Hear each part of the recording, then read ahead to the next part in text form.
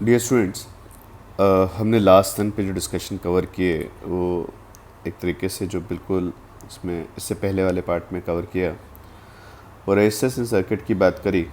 और हमने जो कॉन्सेप्ट पढ़ा उसमें दो चीज़ें बिल्कुल पक्की हैं कि आपकी जो पीक वैल्यू होती है वो V0/R और जो करंट और वोल्टेज का वेरिएशन है वो सिमिलर है ना।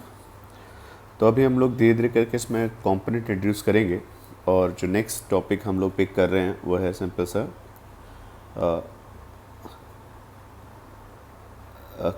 Capacitors in an AC circuit.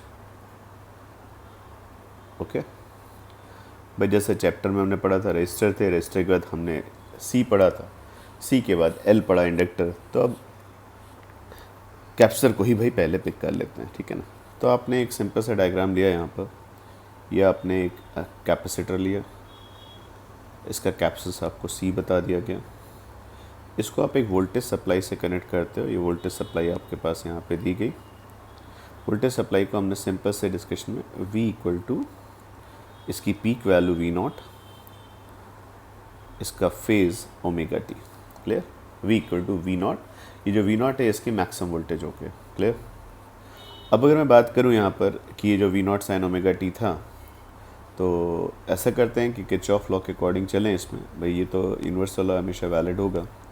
ये आपने वोल्टेज अप्लाई किया, किसी इंस्टेंट पे वोल्टेज की वैल्यू कुछ रही होगी, तो एक पर्टिकुलर इंस्टेंट में मैं चार्ज भी मान लेता हूँ कि ये प्लेट पॉजिटिवली चार्ज थी, इस पे चार्ज प्लस क्यू था, इसके सामने माइनस क्यू था। और अगर आप किरचॉफ लूप लॉ इसमें अप्लाई करें, ए से चल के वापस आप ए पे आते हो, तो आप पहले ए से आगे बढ़ोगे, कैपेसिटर को क्रॉस करोगे, प्लस प्लेट से माइनस प्लेट पे जाओगे तो पोटेंशियल का लॉस होगा। जब आप यहाँ से इधर आओगे तो आपने मान लिया ये प्लस है, तो इसका मतलब ये पोटेंशियल कैसा है, लो है, ये कैसा है, हाई है। तो जब आप यहाँ से यहाँ पे आओगे तो आपका वोल्टेज का गेन होगा। तो अगर मैं इस इक्वेशन की बात करूँ तो सिंपल से ए से आगे बढ़े तो आपका Q/C का loss, V0 sign omega T का गेन, और आप ए पे वापस आए तो बहुत बेसिक सा रिलेशन आ गया जो कि सही भी था कि कैपेसिटर कितना चार्ज लेता है ये डिपेंड करता है उसके क्रॉस कितना वोल्टेज ड्रॉप है और उसकी कैपेसिटी क्या है। तो हमने इस डिस्कशन में देखा कि सर क्यू की वैल्यू क्या आ गई, CV0 sine omega T. No doubt जैसे जैसे वोल्टेज वेरी करेगा वैसे वैसे चार्ज आपका वेरी करता जाएगा। पर ये बात भी क्लियर कि हम किस में इंटरेस्टेड रहते हैं कि सर ये जो सर्किट आपने बनाया इसमें करंट क्या है।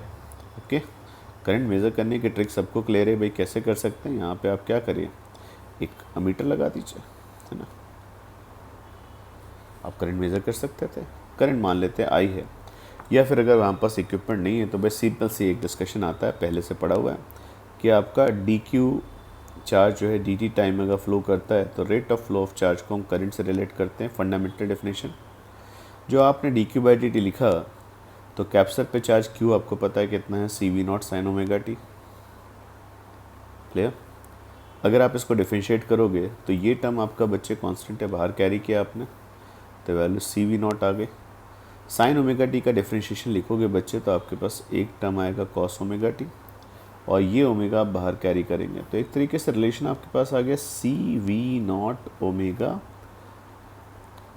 Cos omega T. क्लियर? तो ये जो यहाँ पास रिलेशन आया बच्चे वो Q equal to omega CV ऐसा आया। तो मैं पूछूँ से ये जो आपने वैल्यू लिखी है यहाँ पर, ये क्या है, ये वैल्यू, तो ये बच्चे करंट की पीक वैल्यू हो गई। मैं आपसे साफ साफ पूछूं सर, इस सर्किट में जिसमें प्योर कैपेसिटर होगा उसमें करंट की मैक्सिमम वैल्यू क्या होगी, तो आप सिंपल लिख दोगे CV0 इंटू ओमेगा। क्लियर? अब प्रॉब्लम है क्या कि हमारी एक हैबिट है पहले दिन से कि भाई हम करंट को वोल्टेज डिवाइड बाय समथिंग से पढ़ते हैं। वोल्टेज डिवाइड बाय रेजिस्टेंस पढ़ा, तो हमने क्या करा कि V0 को ऊपर लिखा और नीचे वैल्यू बच्चे 1/ωc ले गए। क्लियर? तो एक बात पक्की होगी सर, करंट की मैक्सिमम वैल्यू जो है डिपेंड करेगी वोल्टेज की मैक्सिमम वैल्यू पीक वैल्यू को 1/ωc से डिवाइड करते। जहाँ पहले हम लोग 1/R लिखते थे वहाँ पे XC आ गया, तो आप ये बोल सकते 1/ωc आया। और को पूछे 1/ωc को हम क्या बोलते हैं सर, इसको हम लोग XC सिंबल से लिखते हैं। इसको बोला जाता है reactance of capacitor. Okay, value क्या होगी, तो आप बोल दोगे 1/ωc। यूनिट की अगर कोई बात करे तो आप बोल सकते हो सर ये ओम्स है। आप प्रॉपरली इसे रेजिस्टेंस नहीं बोल सकते क्योंकि इसका कोई रेजिस्टेंस से लेना देना नहीं है। रेजिस्टेंस क्या करता है, करंट के फ्लो को अपोज करता है। पर क्योंकि चैप्टर चेंज हुआ, आप बोलोगे सर ये क्या हुआ, तो सर ये रिएक्टेंस है। रिएक्टेंस की वैल्यू क्या होती है 1/ωc, और इसकी यूनिट क्या होती है ओम्स। और कोई पूछे एक्सी कितना हुआ, तो रिएक्टेंस ऑफ कैपेसिटर आप आगे से ध्यान रखेंगे 1/ωc। ये दो चीज़ों पे डिपेंड करेगा कि आपने जो कैप्सर लिया उसका कैप्सेंस क्या है, जो सप्लाई दी आपने उसका ओमेगा क्या है। ठीक है, तो करंट की वैल्यू को अगर देखा जाए तो हम लोग लिख सकते हैं sir I naught is equal to क्या हो गया V naught divide by XC. तो जैसे आपने प्योर रेजिस्टिव सर्किट में आप देखिए चल के ऊपर, तो आई नॉट की वैल्यू क्या लिखी थी, वी नॉट बाई आर। वैसे यहाँ पे कोई पूछे तो वी नॉट आई नॉट की वैल्यू क्या हो जाएगी, वी नॉट बाई एक्सी। तो अगर मैं करंट को कंपेयर करूँ वोल्टेज की इक्वेशन से, तो वोल्टेज की इक्वेशन तो बच्चे सबको क्लियर है, वी नॉट है साइन ओमेगा टी। करंट की वैल्यू लिखोगे बच्चे तो ये हो जाएगी V naught divide by XC और कॉस ओमेगा टी। बच्चे जो कॉस है उसको अगर मैं चाहूँ तो सिंपल टर्म में ऐसे लिख सकता हूँ sine of omega T plus pi by 2। तो अभी आपको एक चीज़ बहुत अच्छे से देखने को मिलेगी, अगर आप देखो तो आप बोलोगे सर यहाँ पे वोल्टेज का फेस कितना है, तो आप बोलोगे ओमेगा टी। करंट का फेस कितना है, पाई बाई 2 से लीड कर रहा है। बिल्कुल वैसे ही जैसे आपको याद हो तो एक्स को डिफरेंशिएट करके वेलोसिटी मिलती थी एसएचएम में, और बोलते थे वेलोसिटी 90 डिग्री से लीड कर रही है। तो यहाँ पे आप सिंपल से बोलोगे sir in terms of phasor अगर देखा जाए तो आई लीड्स, और प्रॉपर जो टर्म होना चाहिए आई थ्रू कैपेसिटर, जो कैपेसिटर से पास करने वाली करंट होगी, I through capacitor leads voltage through capacitor by 90 degree, और सिंपल अगर रेडियंस जो कि लिखना चाहिए पाई बाई 2। क्लियर?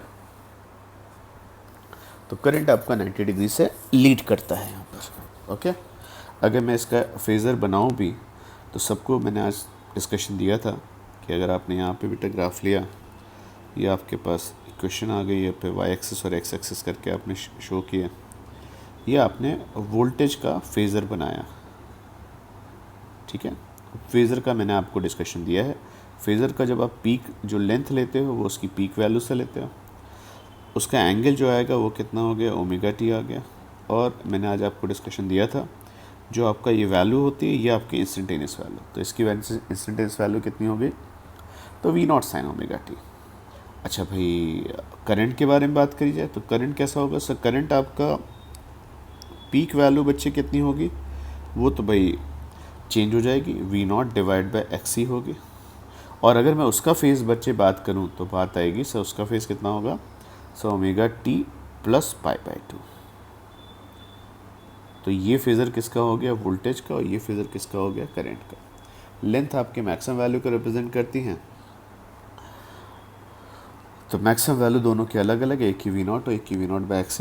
अगर मैं इस ग्राफ को बच्चे ले के चलूँ किस पे, टाइम के साथ आई और वोल्टेज का वेरिएशन, तो बड़ा अच्छा सा वेरिएशन आता है। देखो तुम्हें देखने में बड़ा सा बेसिक सा डिस्कशन मिलेगा। वोल्टेज के लिए तुमने पढ़ लिया कि वोल्टेज का वेरिएशन तो सर ऐसा है। सर वोल्टेज का कैसा फंक्शन है बच्चे, साइन फंक्शन। क्लियर? वोल्टेज का फंक्शन आपका साइन आ रहा था, सर इसकी पीक वैल्यू कितनी थी वी नॉट। आई की बात की जाए तो आई कितना होगा, सर आई होगा आपका, आप अच्छे से देखो आई आपने बनाया यहाँ पे, आई क्या है, आई की value V naught by X ही होगी और 90 डिग्री से लीड कर रहा होगा। 90 डिग्री से लीड करना जिस समय साइन वोल्टेज 0 पे था उस समय, समझो ना बच्चे, एक साइन है और एक कॉस है। साइन अगर 0 हो गया तो कॉस 1 होगा, और साइन अगर 1 हो गया तो कॉस को 0 होना पड़ेगा। तो ये कुछ इस तरीके से ग्राफ आएगा वोल्टेज का। सॉरी,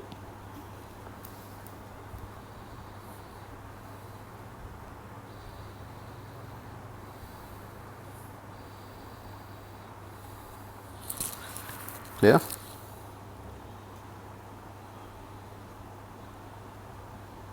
ओके, ये पीक बच्चे अगर आप देखोगे तो यहाँ पे आप इसको यहाँ से स्टार्ट कर सकते थे।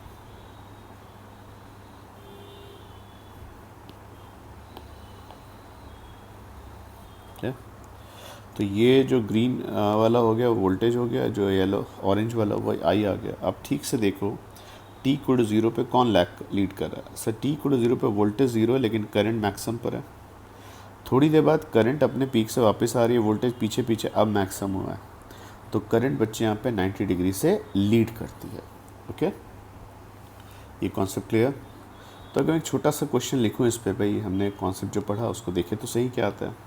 तो क्वेश्चन ऐसे बना कि आपने एक कैपेसिटर लिया, ये कैपेसिटर बच्चे आप ऐसे लेते हैं यहाँ पर, ये आपने इसके साथ वोल्टेज लगा दिया, ठीक है ना, और डाटा आपको दे दिया गया। सर V की वैल्यू कितनी है? तो सर 100√2 sin 100 पाई टी, ठीक। और ये जो C था बच्चे वो आपको बता दिया कितना है सर यहाँ पे, sir 10 divide by pi microfarad, clear? ये वैल्यू आ रही है। अब आपके ये वैल्यूज बच्चे अगर हैं तो आपसे ये जो करंट आ रही होगी सर्किट में उसके बारे में पूछा गया था, ये करंट कैसी होगी, क्लियर? तो सबसे पहले तो हमें फोकस करना चाहिए करंट की पीक वैल्यू क्या होगी। करंट की पीक वैल्यू का निकालनी तो मैंने आज आपको बताया I0 होता है V0 डिवाइड बाय, अभी तक R से डिवाइड करते थे, अब हम XC से डिवाइड करेंगे, क्लियर? तो XC की वैल्यू बच्चे क्या आ गई आपके पास 1/ωc। 1/ωc लिखोगे, ओमेगा कितना है बच्चे यहाँ पे 100 पाई। C की वैल्यू कितनी है 10 डिवाइड बाय पाई माइक्रोफैराड का आप 10⁻³ लिख सकते हो। तो यहाँ पाई कैंसिल, 10⁻³ माइक्रो का 10⁻6 आएगा, 10⁻3 10⁻6 10⁻³ और ऊपर 1000।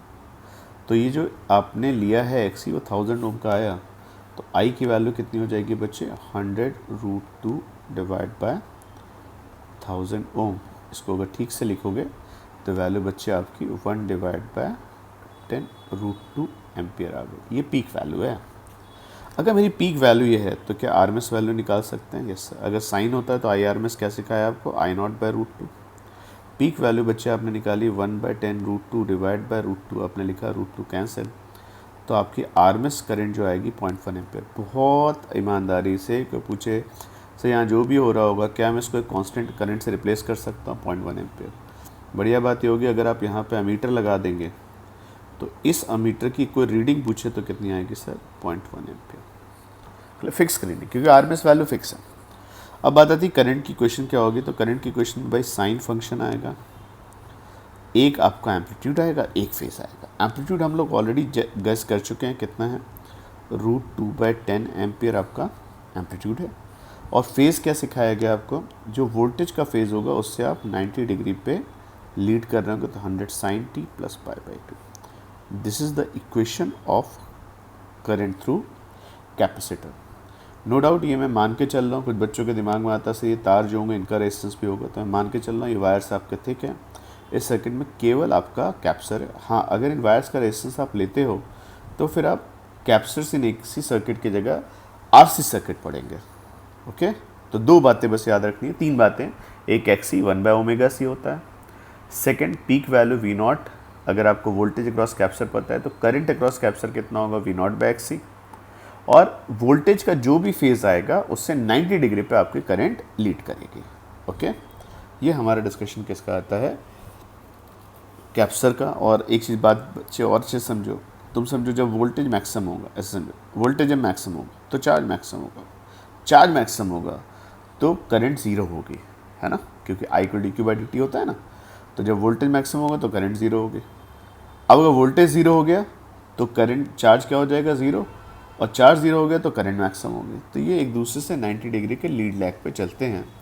और आगे से कोई पूछे कि भाई यहाँ पे जो XC आपने लिया है क्या है, तो एक तरीके से ये सर्किट में जो करंट डेवलप करेगा वो V0/XC आएगा। आप इसे रेजिस्टेंस तो नहीं बोल सकते हैं पर रिएक्टेंस है ना। Reactance of capacitor is simply 1/ωc। Okay, next part में हम लोग L सर्किट को कवर करेंगे। ओके।